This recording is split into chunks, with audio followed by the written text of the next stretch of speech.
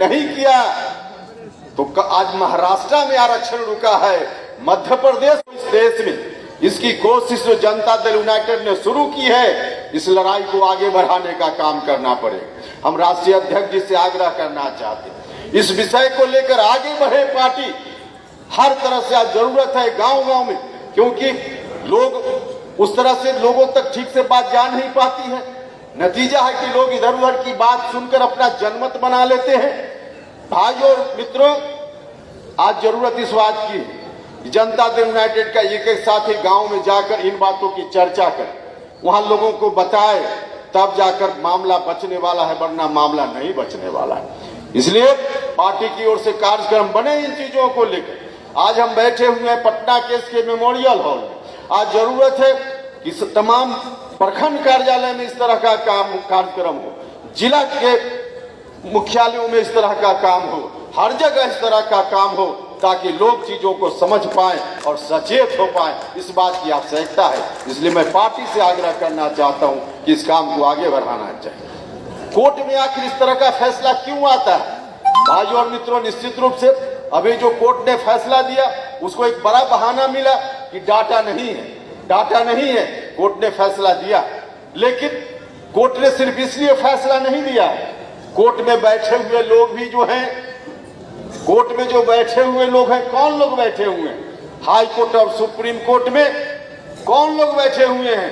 High court और supreme court में कोई शोषित समाज का आदमी, वंचित समाज का आदमी, गरीब समाज का आदमी अपवाद के रूप में कभी कभी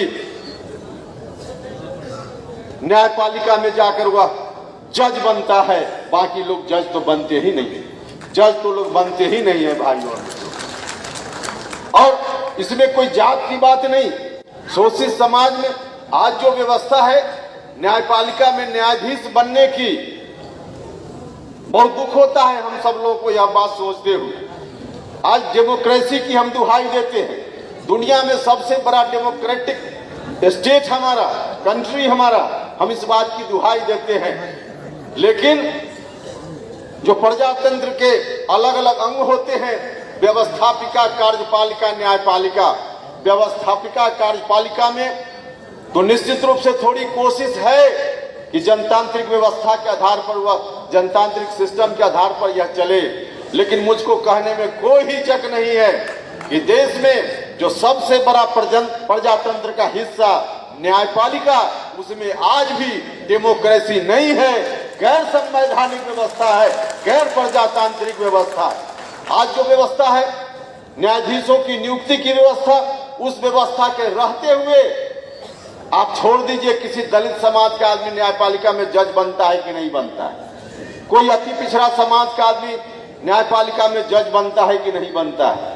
आज जो सिस्टम है उस सिस्टम के तहत गरीब घर का कोई ब्राह्मण परिवार का भी नौजवान, कोई राजपूत भूमिहार समाज का भी नौजवान अगर गरीब घर का है, पैसा नहीं उसके पास, पहुंच नहीं है, तो वह भी न्यायपालिका में, सुप्रीम कोर्ट, हाई कोर्ट में जज नहीं बन सकता है। आज इसी स्थिति में चल रहा है। यही न्याय वहां बहाली की प्रक्रिया है। जज लोगों की एक कमेटी होती है और वो कमेटी के लोग बैठते हैं, अपनी जेब से पुर्जा निकालते हैं और जिसका नाम लिख दिया वही लोग जज बन जाते हैं। बस यही जज बनने की प्रक्रिया है, कोई प्रक्रिया नहीं। एक किरानी की बहाली के लिए परीक्षा होती है, इंटरव्यू होता है, लेकिन जज की बहाली के लिए कोई परीक्षा नहीं, कोई इंटरव्यू नहीं।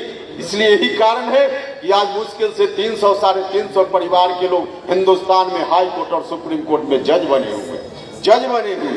तो ऐसी व्यवस्था क्या कबूल है हमको? और ऐसी व्यवस्था जब तक रहेगी गरीबों को न्याय मिल सकता है क्या? नहीं मिल रहा है, नहीं मिल रहा।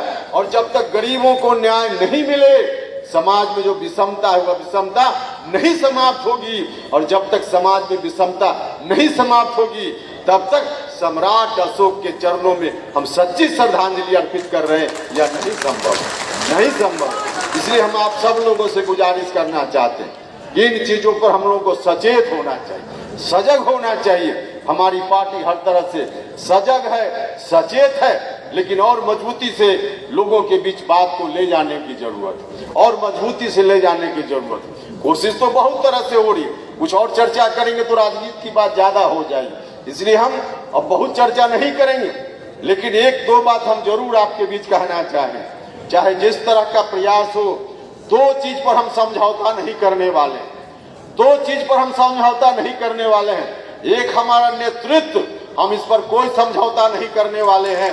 बिहार में नीतीश कुमार जी हमारे नेता हैं, रहेंगे, बिहार के मुख्यमंत्री हैं, रहेंगे, इस पर हम किसी भी परिस्थिति में समझौता नहीं कर सकते, हम नहीं कर सकते समझौता।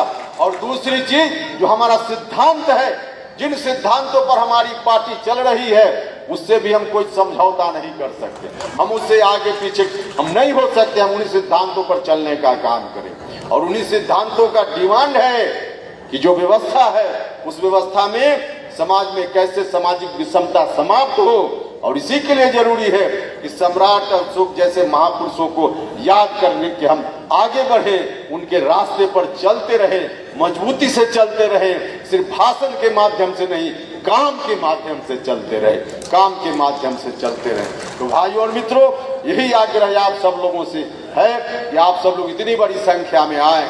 गर्मी का समय है, आज गांधी सेतु जाम हो गया, मुझको जानकारी मिली कि 50 से ज्यादा बस वही फंसी हुई रह गई थी बहुत देर तक। तो आप सब लोग आए, बिहार के विभिन्न जिलों से, सभी जिलों से लोग आए हैं, बड़ी संख्या में लोग आए हैं।